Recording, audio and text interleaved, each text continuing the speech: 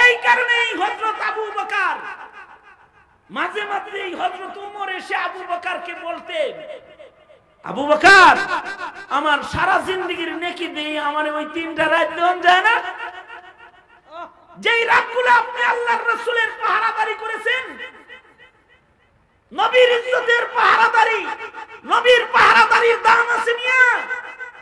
নেতার পাহারাদারি করেছো, দলের পাহারাদারি করেছো, নবীর পাহারাদারি করেছো, খাতমে নবুয়তের পাহারাদারি, নবীর ইজ্জতের পাহারাদারি। এই পাহারাদারিগুলোর মূল্য হাজার রাকাত নামাজের চাইতে বেশি, কোটি কোটি পারা কোরআনের তিলাওয়াতের চাইতে নবীর ইজ্জতের পাহারাদারির মূল্য আল্লাহর কাছে বেশি। নওয়াফিল ইবাদত অনেক আছে, কিন্তু রাসূলের ইজ্জতের পাহারাদারির কদর তার কাছে নাই। তো আবু বকর যেমন আগে চলে গেছে, যার ইজ্জতের পাহারাদারির কদর আছে সে ওরকম আগে চলে যাবে।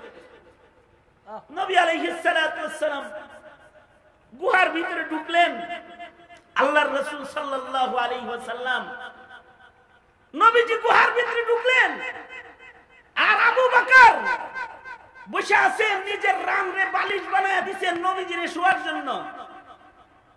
আল্লাহর রাসূল গুহার ভেতরে ঢুইকা ঘুমায়া বললেন, আর আবু বকর নবীজিরে দেখতে লাগলেন, পাহারা দিতে লাগলেন।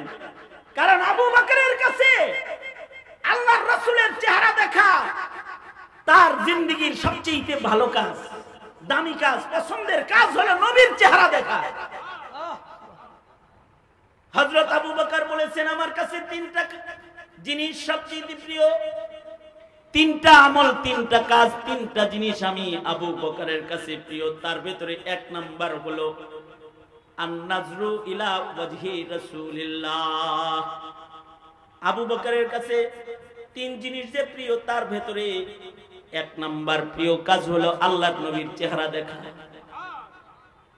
আপনি আমি তো আবু বকরের মতো আল্লাহর নবীর চেহারা দেখতে পারবো না, কিন্তু খোদার কসম আবু বকর নবীর চেহারা দেখে যে সওয়াব আর যে ইশক হাসিল করেছে, কিয়ামত পর্যন্ত এই ইশক হাসিল করার দরওয়াজা আল্লাহর রাসূল নিজ উম্মতের উলামায়ে কেরামের ভিতরে রেখে গেছে। আল্লাহর রাসূল বলেন, ইন্নামাল উলামা ওয়ারাসাতুল আম্বিয়া। আপনারা যে আলেম উলামার সোহবতে যান, মাহফিলে যান, পীর মাশায়েখদের কাছে যান, যায় যে পীর মাশায়েখদের চেহারা তাকায় দেখেন, এই দেখাটা কিন্তু আবু বকরের ওই আমলের মতো আমল।